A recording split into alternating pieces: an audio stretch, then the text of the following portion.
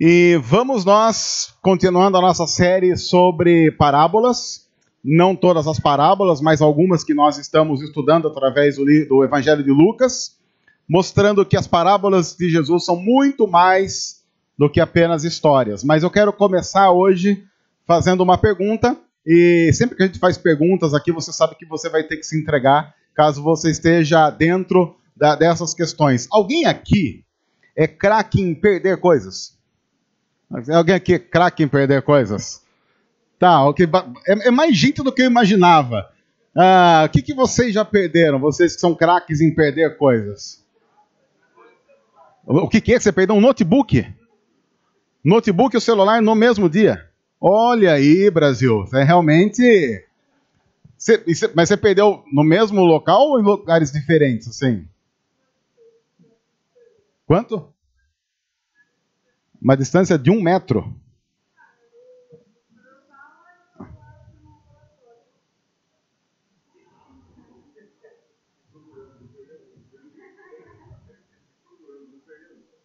Procurando um, esqueceu o outro. Meu Deus, o que você perdeu primeiro? Notebook. Meu Deus, perdi o notebook, fui. Cadê meu celular? Voltei, pronto, perdeu os dois. Alguém mais? Que mais que vocês que são perdedores? Não. Como é que fala isso? Não sei. Não sei como é que é. Carteira?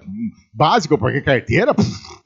Com todos os documentos dentro, no caso. Todos os documentos, cartão de crédito, ótimo. E o bom é que algumas pessoas ainda têm a capacidade de não apenas perder uma carteira, mas perder a carteira com todos os documentos, todos os cartões de crédito e um papelzinho escrito assim, senha, 3748. Mais ou menos uma coisa assim. A pessoa dá a capacidade que, olha, que é uma coisa abençoadora. Quem mais? Quem mais temos então? Temos aí notebook, celular, carteira, chave, controle, é um combo, praticamente, chave, controle, celular. A pessoa não tem como fazer a partir disso absolutamente mais nada na vida. Ela não tem uma chave para ligar, um controle para abrir, e o que mais? E o celular é para pedir ajuda para alguém. O que mais? Que mais?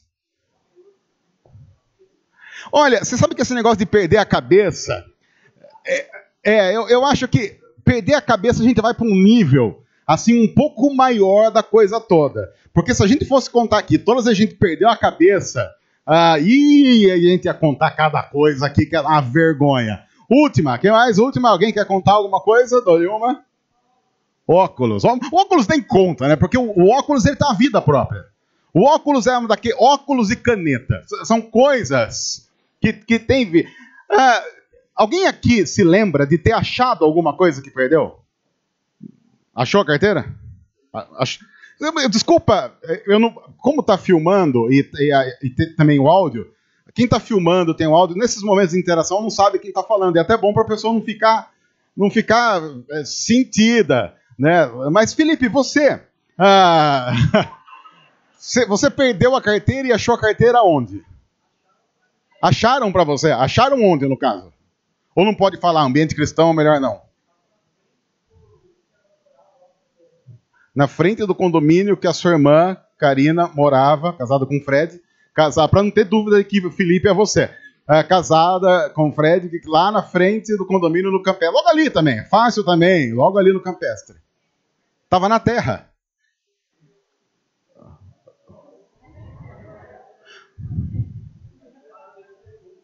A enxurrada que levou, realmente. Não, os detalhes a gente deixa, mas... Vocês se lembram da sensação de alívio que a gente tem quando acha alguma coisa? É aquela sensação assim de... Ufa! Porque eu achei que eu tinha perdido, isso ia me dar um trabalho enorme, mas eu encontrei, achei, dá aquele... A gente fica muito aliviado quando encontra algumas coisas, não é? Tem uma outra situação, os antigos falam muito disso, e agora é que é o momento que você vai entregar a sua idade se você fala isso. Já viram aquela expressão que os antigos falam, que a casa esconde? Quem aqui já ouviu falar isso? A casa esconde. Nunca ouviram falar isso? Mas vocês não tiveram infância, adolescência, mocidade e idade adulta, né? Vocês precisam aprender um pouco mais. O que é? Porque você já passou por essa experiência? Você chega em casa, aí você pega a chave do seu carro, coloca em cima da mesma mesa onde você coloca todas as 647 milhões de vezes em que você colocou a chave quando chegou em casa. Você colocou a chave lá, foi fazer as suas coisas, não sei o que, faz isso, faz aquilo. Umas 2, 3 horas depois, fala, não, agora eu vou ter que sair de novo. Você vai pegar a chave e ela não está lá. E nesse tempo todo você estava sozinho em casa. Porque se tivesse alguém, você podia culpar alguém, ó, um dos esportes preferidos do humano, qualquer, culpar alguém de alguma coisa. Mas não tinha ninguém na sua casa. E aí você fica, mas meu Deus do céu, eu tenho certeza que eu coloquei aqui, porque é nesse lugar que eu coloco todas as vezes. E aí você vai achar a bendita da chave num outro lugar que você não sabe nem ideia como é que foi para lá. Às vezes você vai achar a chave num lugar que você nem foi quando voltou para casa. O que é isso que está acontecendo? Algumas pessoas usando alucinógeno falam doente, aquela coisa. Mas aí vamos para frente, vamos mudar de assunto. Aí, bom, vai ter uma série de coisas. Aí você fica aliviado porque você pensa, puxa, achei. É bom achar coisas. Porque a gente fica com aquela sensação de que a gente recuperou alguma coisa que tinha algum valor. Porque você pode pensar, pensa numa carteira. Você pode pensar numa carteira e ali talvez tinha, sei lá, R$5, faz uma carteira que você perdeu. E você pensa assim, mas R$5 não é muita coisa. Mas e o trabalho de ter que fazer todos os documentos que estavam lá, cancelar cartão de crédito? Você sabe que você vai ter um trabalho enorme. E aquele trabalho tem um valor absurdo. Quando você perde, por exemplo, um celular, porque hoje em dia a gente pode perder, sei lá, um rim. Não perdendo o celular, a vida continua, Porque pensa bem, o que você tem no celular? Pensa no seu celular. Você tem aí um aparelho, pense no seu celular. O que há dentro do seu celular? Pense. O que tem aí? Eu vou dizer o que tem dentro do seu celular. A sua vida inteira. Provavelmente, se alguém pegar o seu celular, ele vai conseguir descobrir algumas coisas interessantes a seu respeito. Consegue descobrir onde você esteve, onde você não esteve, com quem esteve. Consegue descobrir alguns nomes que talvez não deveriam estar na sua agenda do celular. E todas essas coisas pitorescas que talvez... É por isso que tem gente que prefere perder a cabeça do que perder o celular. É por isso que tem gente quando esquece o celular... E aí, o meu celular, a minha filha de 11 anos, ela já está se tornando experta em descobrir senhas do celular. Ela olha sempre pro meu celular e fala, ih, pai, tá fácil descobrir sua senha pela marca do seu dedo aqui, hein? Aí ela já ficou...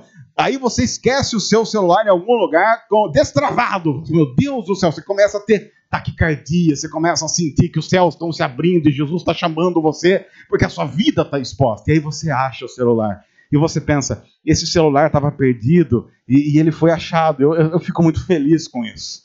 Nós gostamos quando nós achamos coisas. E uma das coisas mais terríveis é quando a igreja de Jesus ela não tem a capacidade de sentir a mesma alegria, o mesmo alívio quando acha gente. Nós vivemos num mundo, segundo a Bíblia, em que muitas pessoas estão completamente perdidas longe de Deus.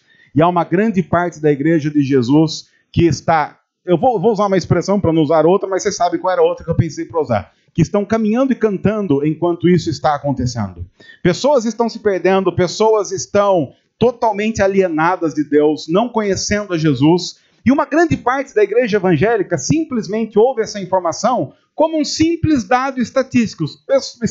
Pessoas estão perdidas. Pessoas estão longe de Deus. E uma grande parte delas nem sabe que está longe de Deus. São pessoas que estão perdidas e não têm a noção de que estão perdidas. Inclusive, porque um texto da Bíblia diz que as pessoas que estão longe de Deus, elas estão numa escuridão tal na alma e no coração, que elas tropeçam e nem sabem dizer no que tropeçaram, tamanha a escuridão em que elas estão envolvidas. Elas tropeçam, mas não sabem dizer em que tropeçaram. Isso significa que se aquele mesmo obstáculo aparecer de novo, elas vão continuar tropeçando. São pessoas que não sabem, não têm noção do quanto estão perdidas. E às vezes essa informação que eu estou passando não traz para a gente uma consternação tão grande quanto se eu disser que muita gente perdeu o celular, muita gente perdeu a chave do carro, muita gente perdeu a carteira, ou muita gente perdeu qualquer outra coisa insignificante que seja.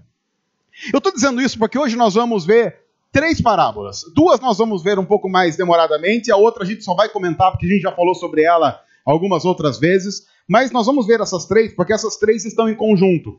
E eu quero usar essas 3 parábolas para lembrar algumas coisas importantes para nós. Quando eu falo nós agora, especificamente eu estou falando dessa igreja, a Igreja Presbiteriana Ajuntamento, na cidade de Piracicaba, no ano de 2019. No próximo mês de maio, nós vamos completar 12 anos de caminhada, e eu gostaria de hoje aproveitar essas parábolas para reafirmar, reforçar e relembrar algumas coisas que para nós são muito importantes como igreja. E que a gente sabe que, sendo importantes para nós como igreja, também geram em algumas pessoas um pouco de estranheza ou incompreensão daquilo que nós fazemos e do porquê nós somos assim. E eu quero falar um pouco sobre isso. O texto que nós vamos ler hoje está em Lucas, capítulo 15, a partir do versículo 1 até o versículo 10. Se você quiser acompanhar em sua Bíblia, Lucas 15, do versículo 1 até o versículo 10. E o texto começa dizendo assim: todos os publicanos, lembre, publicano é o cara que ele é um mal visto. Ele é um marginalizado, porque ele não presta mesmo. O publicano é um tipo de traidor da sua nação, do seu povo. Alguém com quem você não gostaria de dividir a mesa, porque você ficaria muito mal falado se dividisse a mesa com ele. Mas todos os publicanos e pecadores... Veja, eu quero explicar uma coisa importante. Esse pecador aqui não tem a ver com aquele sentido de que todos somos pecadores, porque todos nós erramos em maior ou maior escala. Não, nós estamos falando nesse texto daqueles pecadores que você olha e fala assim: nossa, esse é muito pecador. Esse é um pecador do nível hard de pecaminosidade. Não é um pecador como aqueles pecadores como nós, que são pecadores do bem, pecadores do amor, pecadores da alegria. Não, esses caras, você pode colocar neles a conta de que eles são pecadores, que inclusive da pior espécie. Qual que é o pecador da pior espécie? É aquele que peca e não esconde. Esses que dão raiva na gente. Porque a gente vai aprendendo na vida o quê? A gente vai aprendendo na vida a usar algumas máscaras adequadas, a esconder algumas coisas. Então o que é o certo? O certo é pecar e esconder bem. Então vai escondendo, esconde aqui, esconde ali, finge de cá, finge de lá, vida que segue. Agora, tem uns pecadores que não finge. O cara peca, e se você perguntar para ele, pecou? Ele fala, pequei. Mas imagina a desgraça, porque se perguntar para nós, o que a gente fala? Não, mas o que é isso? Não, esse tipo de gente não é assim. Então, desse tipo de pecador que a Bíblia está falando nesse texto. E está dizendo que todos os publicanos, gente que ninguém gostava, e todos os pecadores, aqueles pecadores escancarados, estavam se reunindo para ouvi-lo. Ouvir quem? Jesus. Imagine que você descobre, por exemplo, que Jesus tá em Piracicaba, Jesus veio para Piracicaba. Aí ele veio para Piracicaba, aí você descobre que Jesus, às 8 horas da noite, deixa eu ver, daqui 23 minutos, irá lá no coreto da Praça José Bonifácio. Coreto da Praça José, uma coisa maravilhosa, considerada a 8ª maravilha do mundo. Você lembra do coreto ali, da praça? Quem já foi? Coreto da praça. Quem já andou daqueles carrinhos com os tiozinhos empurrando? Passei, comi uma pipoca, tiozinho empurrando. Eu nunca coube dentro daquele fusquinha. Gente do céu. Bom, vamos voltando aqui. Imagine que Jesus está lá, e aí você fala, 8 horas ele está lá, vou lá, 8 horas ele está lá. Aí você está chegando, você começa a ver que tem uma galera ali já em volta de Jesus, e fala assim, mas tá estranho isso daí. Porque você começa a olhar para a galera que está em volta de Jesus ali, atento ao que ele está falando, um pessoal que não presta. Tudo bem, eu sei que ninguém presta, mas aquele pessoal que não presta mesmo. Aqueles que a gente olha e fala, esse daí não dá nem para dar a mão para ele, que vai entrar um demônio em mim. Sabe esses tipos de pecador que passa encosto, aquelas coisas assim. Aí você olha e fala, que é isso? E aí o que você faz? Se você chega num lugar que está Jesus rodeado de um monte de gente que não presta e que se estar junto ia fazer mal, o que você faz? Você fica do lado ali, onde ia ser. O que eu faria? Eu não chegava no meio, ficava ali com o pipoqueiro, ficava ali no dog ali, como é que é o dog? O Ceará ali, ficava ali no dog Ceará, conhece? Olha aí, propaganda gratuita. Ficava ali no Dog Ceará, olhando de longe. Porque eu não vou também ficar ali no meio, porque vai que eu fico ali no meio, o pessoal fala, olha onde o Marquito tá. Eu sabia, viu? Tava na cara. Então você fica ali do lado, por quê? Porque esse pessoal ali tá ali para ouvir Jesus. E foi exatamente o que aconteceu, porque os fariseus e os mestres da lei, o pessoal que peca, mas é de categoria superior de pecado, dos pecados toleráveis, eles começaram a criticar Jesus. Este homem, falando sobre Jesus, recebe pecadores e come com eles. Isso era um problema em Jesus, porque eu falei na semana passada, na cultura judaica, comer com alguém significa aceitar a pessoa no seu círculo. Se eu como com alguém na cultura judaica, eu estou dizendo, eu quero que você faça parte da minha vida e eu quero fazer parte da sua vida. Eu quero aprofundar um relacionamento com você, tratar bem e compartilhar a comida no ambiente da cultura judaica significa eu quero estreitar laços. Então qual era o grande problema? O grande problema é que Jesus não apenas estava se reunindo com pecadores, mas estava comendo com eles. E o pessoal começou a ficar louco. E então Jesus lhes contou essa parábola. Isso é importante para a gente entender o que vem agora. Por que é que Jesus contou a parábola que vem a seguir? Porque ele estava rodeado de gente que não presta, e ao derredor, um pouco mais ao longe, estavam as pessoas indignadas porque ele estava se relacionando com gente que não presta. Então esse é o contexto. E aí então nós vamos pro conteúdo da parábola. Qual de vocês, e aí Jesus então vai se dirigir a esse pessoal que está indignado porque ele está se reunindo com gente que não presta. Qual de vocês que, possuindo 100 ovelhas e perdendo uma, não deixa as 99 no campo e vai atrás da ovelha perdida até encontrá-la? E quando a encontra, coloca alegremente sobre os ombros e vai para casa. Ao chegar, reúne os seus amigos e vizinhos e diz, alegrem-se comigo, pois eu encontrei minha ovelha perdida. Eu lhes digo que da mesma forma, haverá mais alegria no céu por um pecador que se arrepende do que por 99 justos que não precisam arrepender-se. Alguns detalhes importantes nessa parábola que Jesus está contando. Primeiro, se você for pensar na questão monetária, ela não faz muito sentido. Porque imagina só, imagina que eu chego aqui para vocês e falo assim, gente, eu quero contar um testemunho de um amigo meu. Esse amigo meu, olha só que tristeza. Semana passada, ele tinha 100 mil reais na conta. Olha só, 100 mil reais na conta. Aí você já está pensando assim, esse seu amigo não está tão ruim assim, convenhamos. Mas não. Mas antes de você falar que ele está bem, porque ele tinha 100 mil reais na conta. Porque sabe o que aconteceu? Teve um problema na família, um problema aí de enfermidade na família, o pessoal pegou uma virose, sei lá, qualquer coisa. Aí eles foram pro médico e gastaram muito em farmácia. Gastaram tanto que tiveram, inclusive, que usar essa reserva financeira para poder pagar a farmácia, o tratamento todo. E vejam, ele tá com um sofrimento muito grande, porque sabe quanto é que ele ficou na conta bancária dele? 99 mil. Eu gostaria até de pedir oração por ele, porque está consternado. Ele tinha 100 mil reais. Aí se você está ouvindo isso, você pensa assim, cara, você está louco? Porque se esse cara tinha 100 mil reais na conta e agora tem 99 mil, se ele colocar isso colocar isso numa poupança, que o rendimento é baixíssimo, em 3 meses ele recupera. É só deixar 3 meses ali sem mexer que volta para 100 mil. Veja, se você pensa na questão apenas percentual da coisa, porque se eu tinha 100 alguma coisa, perdi 1 e passei a ter 99, a minha perda foi de quanto? 1%. Acontece que nós não podemos olhar para essa equação como algo que tem a ver com um objeto, um celular, uma carteira, uma perda monetária, porque se você for pensar na perda monetária desse pastor, ele não perdeu muita coisa. Ele tem 100 ovelhas, ele perdeu uma. O que é mais lógico você pensar? Viu? Você vai sair correr atrás de uma? Não faça isso. Cuida das 99, porque pensa bem.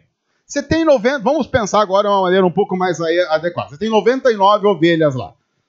Aí o que a natureza vai fazer? Vamos lá.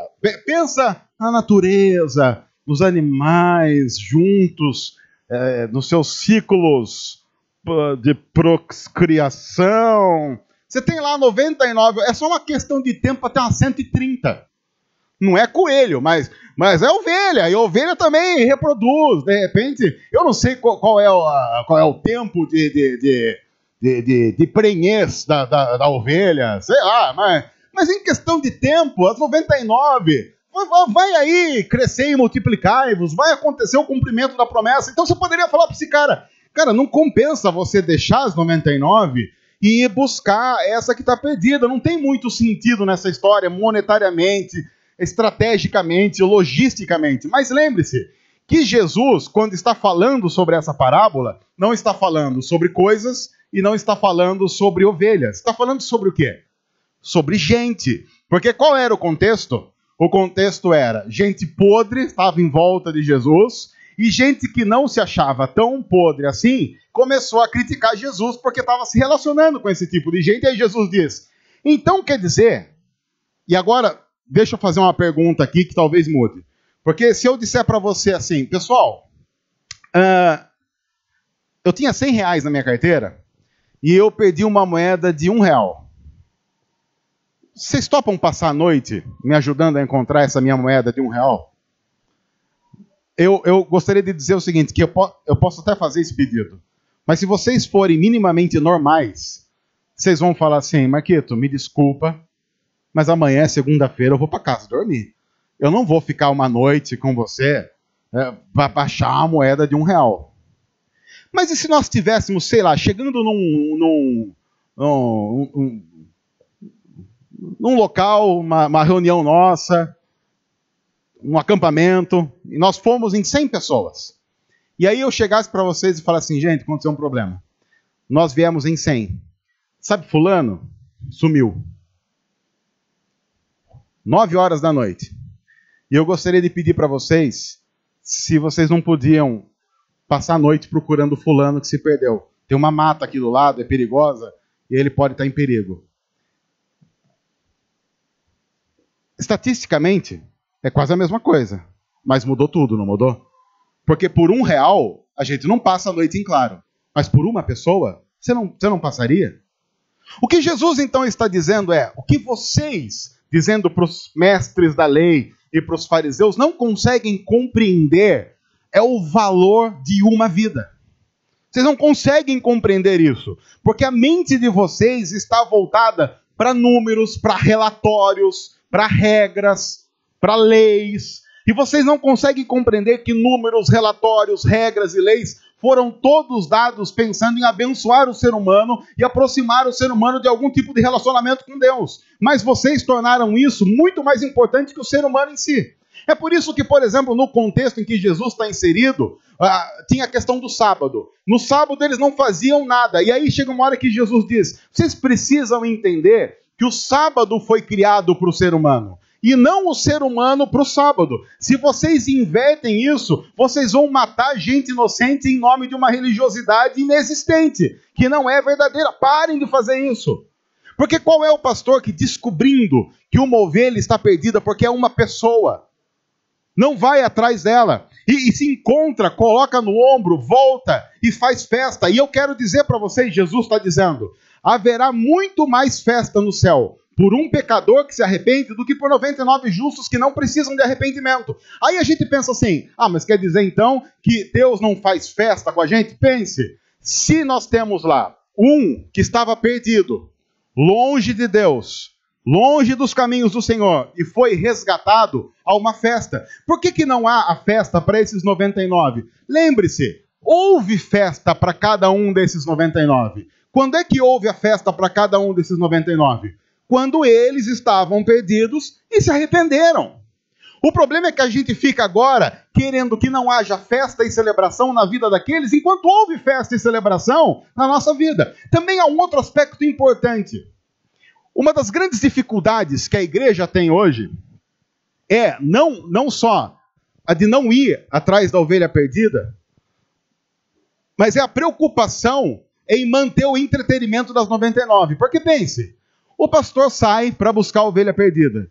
E as 99 ficam com quem? Você já parou para pensar nisso? Quem que vai cuidar das 99? O que está pressuposto no texto é o seguinte, essas 99 não estão perdidas, porque elas têm maturidade e elas vão se cuidar sozinhas. Há pessoas que não sabem se cuidar sozinhas, e a igreja tem que se preocupar com elas.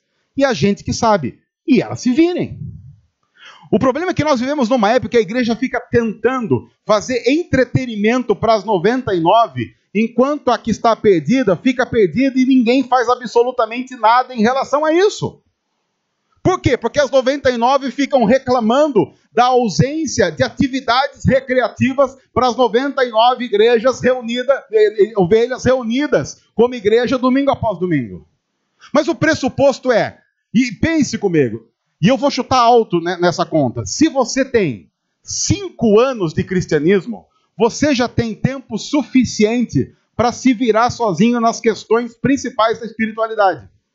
Se você tem 5 anos de cristianismo, pressupõe-se que você já tem maturidade suficiente para não depender de muletas para continuar caminhando. Mas há pessoas que não têm nada dessa experiência, nada dessa maturidade, estão perdidas e precisam ser achadas. O que Jesus está dizendo é importante para nós, porque há um costume nefasto e demoníaco na igreja do nosso tempo. Que é a igreja que cuida apenas de si mesma, enquanto morram aqueles que estão morrendo, porque nós estamos em alegria profunda caminhando para o céu. Se estão morrendo ao nosso redor, o problema é de quem está morrendo. Porque cada um cuida do seu, cada um cuida da sua vida, e se o outro não foi suficiente para cuidar da vida dele, é porque ele tem que morrer mesmo. No entanto, Jesus está dizendo, no reino não se faz assim. Não é assim que o reino funciona. E com isso, Jesus emenda uma outra parábola. Ou qual é a mulher que, possuindo 10 dracmas, e perdendo uma delas, não acende uma candeia, varre a casa e procura atentamente até encontrá-la? E quando a encontra, reúne suas amigas e vizinhas e diz, alegrem-se comigo, pois encontrei minha moeda perdida. Eu lhes digo que, da mesma forma, há alegria na presença dos anjos de Deus por um pecador que se arrepende. Uma outra coisa importante, se há alegria na presença de Deus e dos anjos por um pecador que se arrepende, esse deveria ser um dos maiores anseios de qualquer igreja plantada em qualquer lugar do mundo. E não a subsistência. Nós deveríamos caminhar de uma tal forma que o nosso maior anseio e desejo seja glorificar a Deus e cumprir a grande comissão, pregando o evangelho, pregando as boas novas de Jesus e vendo gente se convertendo, sendo batizada, entregando vida a Jesus, porque nós sabemos que isso produz uma festa nos céus. E nós deveríamos viver como um povo que vive uma antessala desse céu que está por vir. Tem um outro detalhe nessa segunda parábola interessante. O texto diz que essa mulher possui 10 dracmas. Como é que funciona isso? A dracma, para você entender, é o equivalente grego do denário. Lembra aquela moeda que é um dia de trabalho de um trabalhador braçal? Tem o denário e tem a dracma. É praticamente a mesma coisa. Apenas que uma está no contexto judaico e a outra está no contexto grego. Então a dracma é uma moeda que um trabalhador recebe por um dia de trabalho. Então essa mulher, ela tem 10 dracmas. Por que isso? Porque nessa cultura, as mulheres, em alguns momentos, quando elas se casavam, elas recebiam um tipo de um colar com 10 dracmas. Então pense, você é mulher, você recebe de presente de casamento um colar com 10 dracmas penduradas. E esse colar, esse adorno, simbolizava a fidelidade conjugal. Então uma mulher casada, quando colocava aquilo no pescoço, aquele adorno com as 10 dracmas, ela estava representando a sua fidelidade conjugal, a sua fidelidade ao seu marido. E a Bíblia diz que essa mulher perdeu uma dessas dracmas. E isso era extremamente vergonhoso, porque perder uma dessas dracmas significava quase que uma declaração pública de infidelidade. A mulher teria muitas dificuldades para sair em público se ela fosse casada, porque se ela não tivesse com aquele adorno, o pessoal ia falar assim, mas por que ela não está com o adorno da fidelidade? E se ela saísse com o adorno com 9 dracmas, o pessoal ia falar assim, mas espera aí, por que está faltando uma dracma nesse colar da fidelidade? Então ela ficaria mal falada e o marido dela ficaria mal falado também. Porque imagina ele chegando no bar. Ele chega no bar, aí tá lá, vai tomar uma canjibrina. Aí o cara fala, ó o marido das 9 dracmas aí. O pessoal começa a falar, porque o pessoal fofoca, o pessoal não perde a oportunidade. Ia ficar o Zé das 9, ia ficar umas coisas assim. Ia ter um monte desse tipo de apelido dando referência à dracma que foi perdida. Por isso que essa mulher fica desesperada. Porque você pode pensar, Nossa, não tem nada a ver, era só uma moeda, tá bom. Vai varrer à tarde, mas a questão não é apenas uma dracma, é o que ela simboliza. Jesus está dando um pouco mais de atenção para mostrar, você precisa compreender o valor daquilo que está perdido. Nunca é somente uma moeda, nunca é somente uma vida que talvez você não conheça bem. O valor intrínseco ali que foi dado por Deus é muito alto. E é por isso que nós precisamos nos preocupar com esses que estão se perdendo. Perder uma das dracmas era motivo de muita vergonha. Aí Jesus diz, uma mulher não iria atrás dessa dracma para recuperar a sua honra? E por que uma mulher fica desesperada para recuperar a sua honra? E vocês não ficam preocupados com esses que estão aqui à minha volta e às vezes estão perdendo a vida? Qual o problema de eu me relacionar com esse tipo de gente? Eu estou dizendo isso e eu estou usando essas expressões porque para nós essas parábolas dão muito sentido e significado ao que nós imaginamos que somos como igreja e que devemos ser como igreja, e o nosso chamado como igreja para esse lugar específico e para esse tempo específico. Nós cremos como igreja, agora eu estou falando especificamente dessa igreja, da Igreja Presbiteriana Ajuntamento, que o nosso chamado tem a ver, sim, com encontrar ovelhas e dracmas perdidas. Porque nós queremos assumir essa missão de Deus, reconhecendo que pessoas são importantes, reconhecendo que pessoas são fundamentais, e pessoas muito, muito fundamentais no reino de Deus são aquelas que estão perdidas e precisam ser achadas, encontradas, e para quem o evangelho precisa ser pregado. Só que geralmente há um problema aí agora nós vamos começar a entornar o caldo. Agora é aquele momento que a gente começa a gerar um pouco de raiva, consternação, angústia, maledicência, e todas essas coisas maravilhosas que nós, nesses 12 anos, nos acostumamos a colher no fruto do amor cristão. Vamos lá. Qual é o problema de tudo isso? O problema de tudo isso é que quando a gente começa a investir nesse tipo de gente, você começa a encher a igreja desse tipo de gente. E não fica legal. Porque gente que peca e assume é um tapa na cara de gente acostumada com hipocrisia. Não é? Pensa, você tentou esconder o seu pecado 30 anos e escondeu bem. Aí senta do seu lado alguém com o mesmo pecado que não está escondendo. Quem ele pensa que é para chegar aqui na sua casa escancarando um pecado que você está escondendo de maneira hipócrita, porém categórica e espetacular há 30 anos? Você já notou, inclusive, que as pessoas que a gente tem a tendência de mais odiar são aquelas que estão praticando os pecados que a gente ou mais deseja ou mais pratica no escondido? Por quê? Porque eles ao nosso lado são uma declaração visível de quem nós somos e não assumimos. É uma desgraça andar com essa gente. Aí elas vêm para a igreja, fica complicado. Por que historicamente, agora vamos entornar mais o caldo ainda, por que historicamente a igreja tem muito mais problema com pecados na área sexual? O problema que eu estou dizendo é problema de tratar com amor, carinho e seriedade pecados na área sexual do que os outros pecados. Sabe por quê? Recalque. Porque muitas dessas pessoas estão fazendo aquilo que a gente deseja, mas não tem coragem de fazer porque é crente. Ah, mas tá certo. Não. A gente não tem que fazer porque ama a Deus, ama a sua palavra. Não porque é crente, porque fica ruim fazer se é crente. Tem muito mais gente que tem medo de fazer alguma coisa porque vai deixar de ser membro da igreja, vai passar por um processo de disciplina, do que simplesmente porque ama a Deus, ama a sua palavra e não quer fazer porque ama a Deus e ama a sua palavra. Pecados na área sexual dão um sério problema na igreja porque gera um monte de recalque. É um monte de gente dizendo assim, quem esse pensa que é para ter coragem de fazer o que tem vontade de fazer desde os 11 anos e não consigo porque sou reprimido?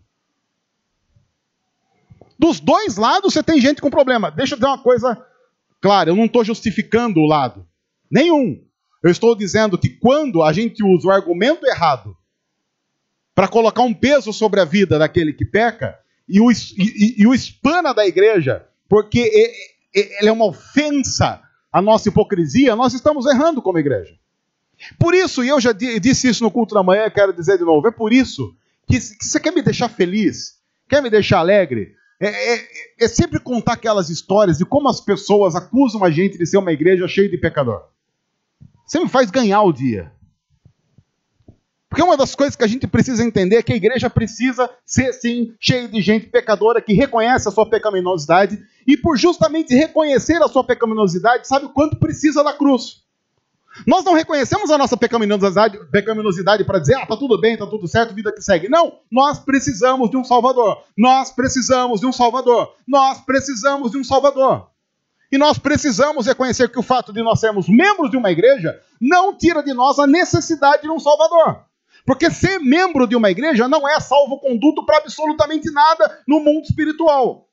Mas sermos seguidores de Jesus, fiéis a Cristo Jesus, comprados por Cristo Jesus na cruz, faz a diferença. Ser membro de uma igreja não faz. Nós precisamos, inclusive, aprender a ser uma comunidade que ama de maneira séria e expressa em pequenas ações aquilo que Jesus expressou. Jesus comia com pecadores. Jesus comia com pecadores.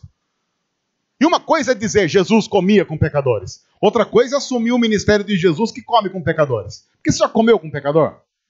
Então agora vamos entornar mais o caldo ainda. Onde é que se come com pecador? Diz aí. Onde é que se come com pecador? Tá vendo? É complicado, a gente nem sabe. Pecador. Onde é que se come com pecador? Não sei onde é que se come. Eu estou falando desses pecadores. Porque assim, todo dia a gente come. É verdade, todo dia. Eu estou falando dos pecadores mesmo. Será aqueles? Aqueles que não entram na igreja, aqueles pecador do demônio. Não nós. Porque nós somos pecadores do bem. Nós somos pecadores do amor. Nós somos pecadores da paz. Agora tem uns pecadores que, olha, é Exu que não acaba mais. É Exu ao quadrado. Mas vamos lá. Se você, como eu, foi criado numa cultura evangélica, eu usei uma palavra aqui, acho que 3 vezes desde que esse culto começou, e usei de propósito, que foi a palavra bar. Você notou que eu usei a palavra bar? Por quê? Porque bar, crente não vai em bar. Crente não vai em bar. Porque bar é bar, né, gente? Bar é bar. Crente vai aonde? Bistrô. Eu não quero dizer... Eu não estou falando que bistrô é ruim. Mas eu estou só fazendo uma analogia, tá ok? Porque senão a pessoa fala, Marquito falou mal de bistrô. Aí a associação dos bistrôs vai fazer uma representação contra nós. Aí nunca mais vai poder comer um risoto de gorgonzola com lascas de pera, porque isso é comida de bistrô. O que é comida de bar? Bolovo. Bolovo. Alguém aqui já comeu bolovo? Quem aqui já comeu bolovo? Levanta a mão, pessoal, bolovo. Olha aí, tá faltando bolovo, gente. O que é um bolovo? Bolovo é uma coisa que você come e você ouve os anjos cantando. Aquilo é uma coisa maravilhosa. Vendido apenas nos piores bares e do bolovo. Tem umas outras coisas que você só come em bar. Aquela salsicha de pote. Aquela salsicha de pote é uma coisa maravilhosa. Tira a salsicha, ela tá um tamanho considerável. Se você espremer todo o câncer que tem nela, ela fica pequenininha, uma coisa de nada. Uma outra coisa, num bar, o que você pode comer? Se você nunca foi num bar, você não tem experiência de comer um ovo cozido verde. Coisa maravilhosa. E aí você pensa, nossa, porque é uma galinha especial? Não, aquilo é bolor, foi juntando. Mas aí você bate, tira a casca, aquilo ali, gente, aquilo, junto a uma canjibrina, uma 51, uma pedra 90... Por quê? Porque o segredo é esse. Você vai comer aquele alimento, o que tem ali de coliformes fecais? Tudo, tem tudo. Mas você tomou a pedra 90, ela tem um poder, porque a graduação alcoólica da pedra 90 é de 120 de álcool. Então aquilo ali aquilo, limpa tudo, você sai novo. Agora o interessante é que, eu já disse isso aqui algumas vezes, e eu sei que isso daqui depois vai dar um rolo, porque o pessoal vai falar isso depois, mas tudo bem, vida que segue. Um abraço aí pro pessoal. Quem sabe, né? Quem já tá ali fala, tá falando de mim. Estamos. Bom, você vai num bar. Quem aqui já foi num bar? Só pra saber agora aqui. Bar, mas é bar mesmo, não é bar aqueles... Bar sei lá, hamburgueria gourmet Não, bar mesmo, aqueles bar. Tipo o bar aqui, tem a música lá, como é que chama? O Jukes Blocks, aqui, o Jukes... Toca um AGP, que é uma coisa maravilhosa. Porque o bar bom toca AGP. Você chega lá, você já ouve, deixa eu te amar, faz de conta que sou o primeiro na beleza desse teu olhar.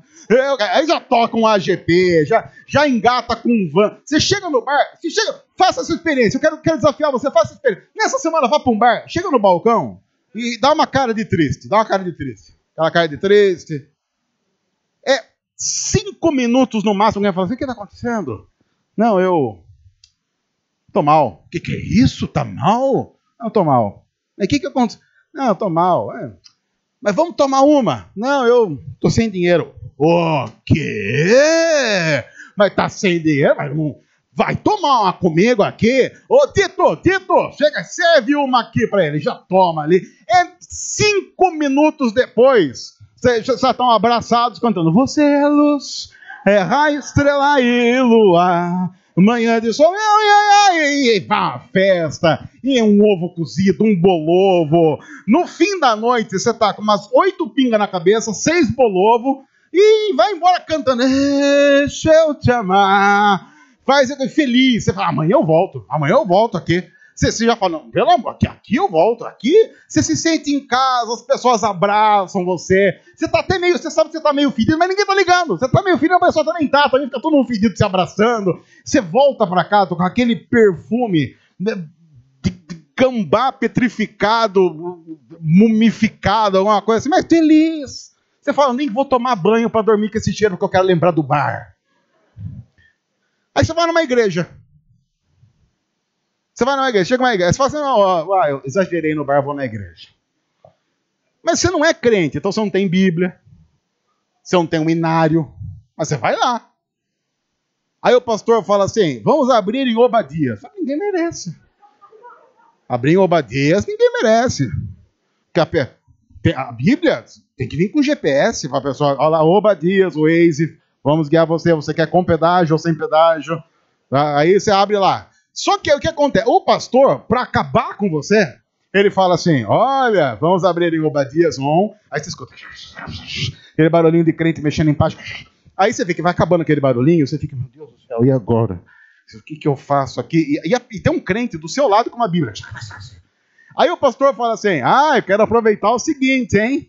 Quem está sem Bíblia, senta do lado de um crente. Você fala, já não devia ter vindo.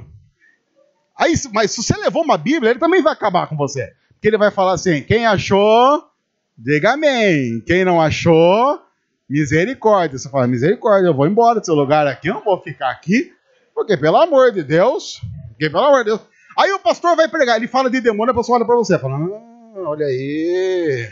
Você fala, mas o que está acontecendo? Porque você é o único visitante naquele lugar. E todas as vezes que as pessoas falam sobre o pecado, eles olham para você.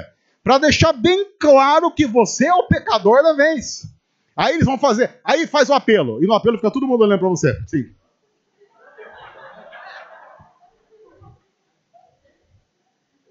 Aí o pastor fala, não, mas eu estou sentindo que alguém nesse lugar que ainda não conhece a Jesus, você sabe que você é o único visitante, fala, você tem que ser eu. Aí para você parar de passar vergonha, você até aceita Jesus. Fala, vou aceitar hoje, porque eu vou aceitar hoje Jesus, porque senão ele não vai parar de pregar. Ele não vai parar esse apelo, estou precisando ir embora, preciso pegar o ônibus. E se eu não aceitar essa ceia, eu aceito qualquer coisa aí, pastor. Vamos seguir o culto aí. Vamos seguir a celebração.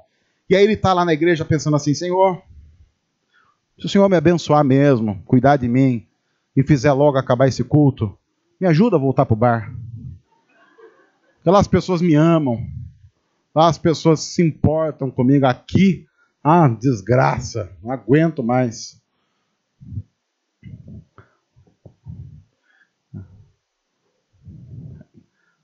Eu acho que nós, como igreja, precisamos em muitos aspectos. Deixa eu voltar essa frase porque ela vai ser importante para o pessoal não tirar do contexto que eu vou falar agora. Eu acho que nós, como igreja, em muitos aspectos, veja, eu não estou dizendo em todos os aspectos, mas em muitos aspectos, precisa ser mais bar e menos bistrô. Porque no bar, o pecador se sente em casa. Um dos grandes filósofos, eu não peguei a foto, porque, não vou colocar a foto dele, porque um dos grandes filósofos do nosso tempo, e que precisa ser ouvido nesse quesito, Reginaldo Rossi, um dos seus oráculos de sabedoria disse algo interessante. No bar, todo mundo é igual. E quem já frequentou bar sabe, no bar, todo mundo é igual. No bistrô, não é não. Não é não. No bar, você não precisa nem olhar o preço das coisas. É tudo de R$3 para baixo. No bistrô, você tem que dar uma olhada na coluna da direita para ver se você tem condições. Nós precisamos gerar um local em que as pessoas se sintam assim. Mas veja que interessante. Eu quero terminar dizendo que a parábola seguinte, dá uma olhada na sua Bíblia. Qual é a parábola que vem depois dessas duas? É a parábola do filho pródigo. E a gente não vai falar sobre ela, eu quero apenas lembrar uma coisa interessante. Você não pode ler nenhuma dessas parábolas sem as outras. Porque a parábola do filho pródigo é a terceira parábola da sequência dessas duas. E olha que interessante. O pastor foi atrás da ovelha? Foi. A mulher foi atrás da dracma? Foi. O pai foi atrás do filho pródigo? Não. Porque a ovelha se perdeu. Estava perdida sem saber que estava perdida. E ela não tinha condições de se salvar. A dracma também. A dracma não vale. Aí eu estou aqui no canto da sala, mas eu vou pular para a mesa de centro. Mas o filho pródigo resolveu perder-se. Ele fez da volta ao vômito um estilo de vida. E o interessante é que quando a gente fala de buscar os perdidos, a nossa cultura religiosa sempre começa a colocar na nossa cabeça assim: ir atrás dos pecadores que resolveram voltar para a vida de pecado. E o texto está dizendo, a igreja vai atrás dos que estão perdidos. Se o cara fez a opção por uma vida de pecado depois de conhecer a casa do pai, deixa que o pai vai cuidar dessa volta para casa caso ela aconteça. Acontece que, historicamente, a igreja fica muito mais preocupada em fazer massagenzinha no ego de quem ela perdeu, por inúmeros motivos, do que por gente que está perdida.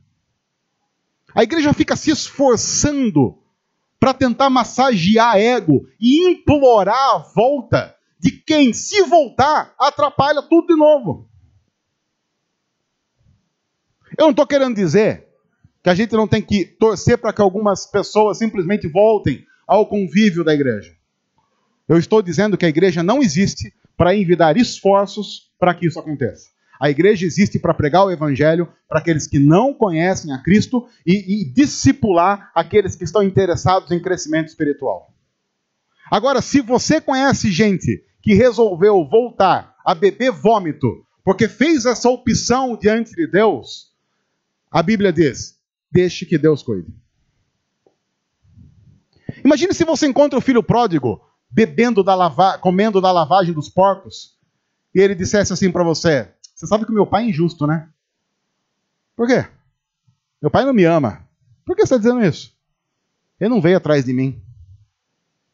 O que você diria para esse filho pródigo? Você está louco? Você que pediu herança antes dele morrer? Você que pegou toda a riqueza que ele guardou para você e está gastando no seu desejo, para satisfazer os seus desejos.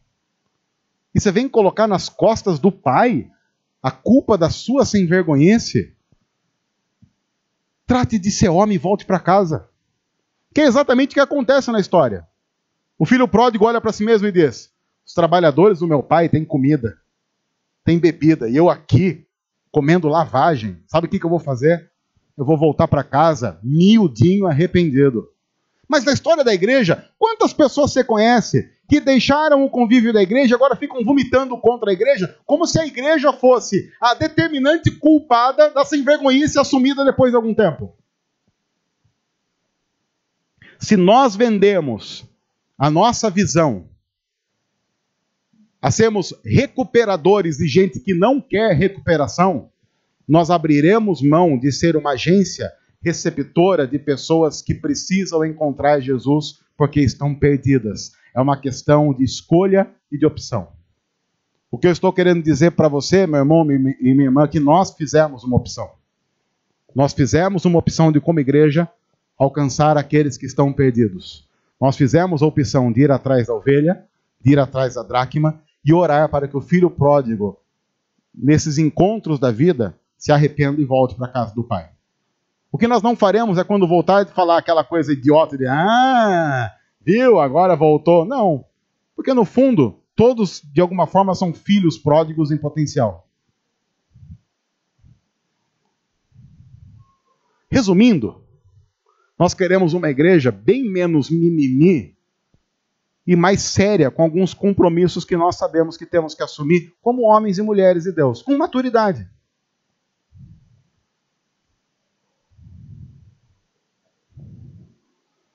A gente sabe também, no entanto, que quando a gente diz isso, uma enxurrada de críticas vem sobre nós.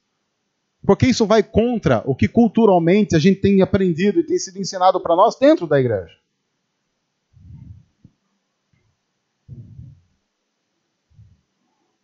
Como, por exemplo,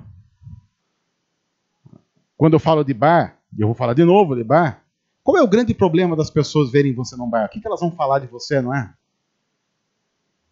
A gente nunca está preocupado com o que elas vão falar de Jesus. A gente está sempre preocupado com o que elas vão falar da gente. Porque no fim, o que importa é a nossa autoimagem, não é a imagem de Jesus. Porque a gente sabe que no fundo Jesus estava comendo com pecadores. Mas não é porque Jesus comeu com pecadores que a gente vai fazer isso também, né? Porque há limites. Há limites. Eu vou sujar a minha imagem para ser parecido com Jesus? Não vou fazer isso. Porque depois o que vão falar da nossa igreja? Vão ficar falando da nossa igreja? E aí, abrindo aí a caixa de Pandora. Aí vão falar o quê? Que na nossa igreja as pessoas fumam maconha. É uma das coisas que as pessoas falam da nossa igreja. As pessoas falam da nossa igreja que as pessoas fumam maconha. Uma das coisas mais legais que as pessoas falaram da nossa igreja é que no nosso culto as pessoas fumavam maconha. Pensei comigo, mas é por isso que os crentes saem daqui louco para comer uma pizza, 66 cachorro-quente, rindo com a coisa. Só fala isso, fala da gente.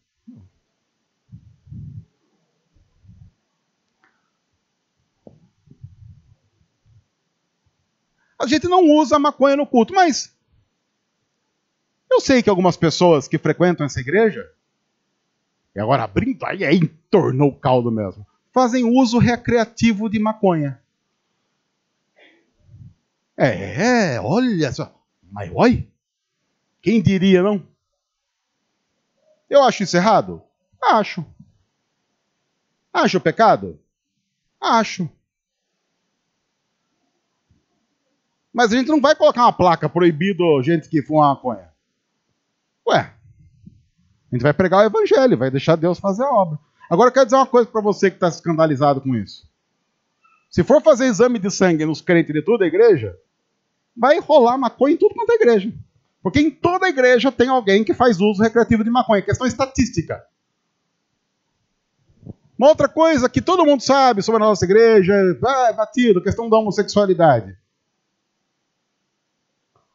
Estatística diz que no país como o Brasil hoje, há 12% de homossexuais. Esse é um número estatístico. Uma igreja normal vai ter 12% de homossexuais no mínimo, porque é estatístico. Porque toda igreja é reflexo da sociedade que é certa. Acontece que a maioria está no armário. A gente já diz o seguinte: sai do armário. Porque se você quer tratar algumas coisas, você precisa tratar na luz. Não nas trevas. Nas trevas nada é tratado. Nas trevas tudo é escondido. E nós não somos seguidores do mestre das trevas. Nós somos seguidores do mestre da luz. Então nós apenas não temos o medo de reconhecer algo que fica aquelas coisas na igreja. Aquele irmão, hein, não sei não. E é importante dizer uma coisa também, porque eu sou pastor de uma igreja que reconhece a existência deles. Sou pastor dessa igreja há quase 12 anos. Mas desde que eu sou pastor dessa igreja há quase 12 anos, eu sempre tratei muito mais pecados sexuais entre heterossexuais do que homossexuais. Ou porque você é heterossexual, você não tem problema na área sexual, não tem não? Não tem uns desejos aí que tem que dar... Ou os homens dessa igreja aqui não tem que ficar se segurando na vida. Ah, gente, vai. Que isso? E a gente pensa que é? Os homossexuais, então, têm problema na área sexual? Ok. Heterossexuais também têm. Heterossexuais e homossexuais precisam de um salvador. Nós queremos ser igreja para os dois. Queremos ser igreja para quem gosta de rock. Aí o pessoal fala, rock é do diabo. Ah, mas não é. Não é porque o diabo não ia ter capacidade de fazer isso. No entanto, o funk...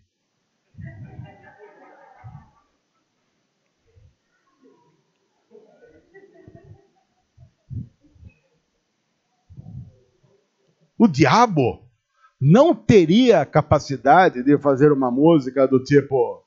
Sei lá, vamos pegar uma light aí, produção, sabe? Vê? Vamos pegar uma light, movimento grunge. O diabo não teria capacidade de fazer uma música black de Pearl Jam, ou Jeremy. Não teria capacidade de fazer aquilo. Agora, o nome dela é Jennifer, pelo amor de Deus. O que é isso? Teria uma capacidade profunda de fazer isso. Esse é um outro problema da nossa igreja. A nossa igreja ri muito. Esse é um outro problema, eu sei. Porque uma das críticas que eu mais recebo é de que eu sou um pastor que usa humor na pregação. Mas é que quem me conhece, e eu tenho o privilégio de pastorear uma igreja em que as pessoas me conhecem, eu tive uma crise de riso por causa de uns pecadores aqui um pouco antes do culto, ficam falando umas besteiras aqui, cuspi água aqui nos irmãos que estavam aqui no canto. As desgraças de uns irmãos que fica... Eu não vou falar que mas é tudo que toca na banda aqui. Eu tenho o privilégio de ser pastor de uma igreja onde as pessoas me conhecem. Me conhecem mesmo. Sabe? Conhece de conhecer os meus gostos. E sabem que eu sou assim. Eu uso de humor para muita coisa. Porque eu não sou defensor de que pastores, ao subir no púlpito, têm que assumir uma identidade esquisita que aparece ali no púlpito. Eu não acho que pastores e igrejas são aqueles que estão conversando com você, cuspindo água porque riram, e depois, quando vão começar o culto, falam assim: irmãos, nós estamos aqui reunidos nessa noite, queremos com muita... E depois sai daqui, falei, pessoal, beleza? Você fica, mas o que incorporou nele ali no púlpito que aconteceu alguma coisa? Não, nós não somos esse tipo de igreja. E eu não acho que nós devemos ser assim.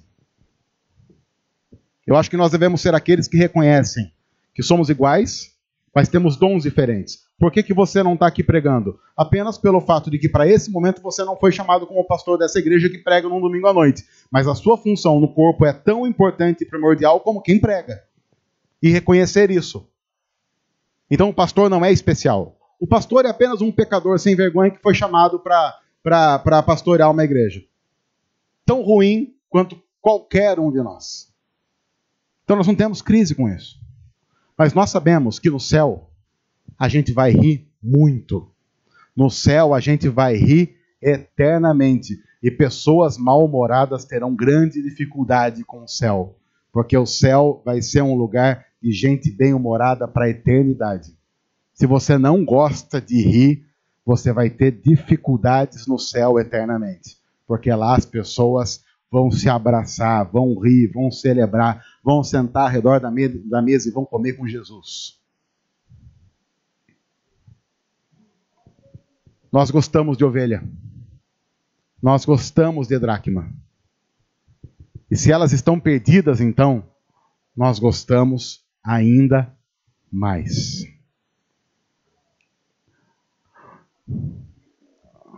É assim que nós somos, e talvez um pouco mais, mas não menos. É essa a igreja que nós queremos ser. Nós sabemos o quanto isso traz de risco e o quanto isso traz de rolo. Mas a gente vai ficando velho, e o privilégio da velhice e da idade que vai chegando é que a gente começa a olhar para algumas coisas e pensa assim: vida que segue. Vida que segue. Se você sonha com uma igreja assim, se você sonha com uma igreja cheia de gente podre e de gente que não presta, essa é a sua igreja. Se você não gosta de pecadores e gosta de lugares muito, muito santos, nós não temos uma boa notícia para você. Mas vida que segue. E que o Senhor nos abençoe. Deus, obrigado por tua palavra. Obrigado pelos desafios que ela nos traz. E pedimos que o Senhor nos ajude e nos abençoe, para que possamos ser igreja para a honra e glória do teu nome, de acordo com a tua vontade. Ajuda-nos, Pai, é o que nós pedimos, em nome de Jesus. Amém. Olá pessoal, tudo bem?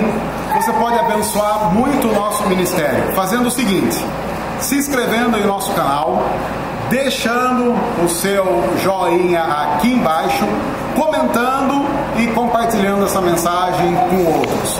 Vai abençoar muito o que nós temos feito aqui e vai fazer com que outras pessoas possam ser transformadas pelo amor de Jesus através da mensagem do Evangelho. Deus abençoe, obrigado, e Deus cuide de cada um de nós.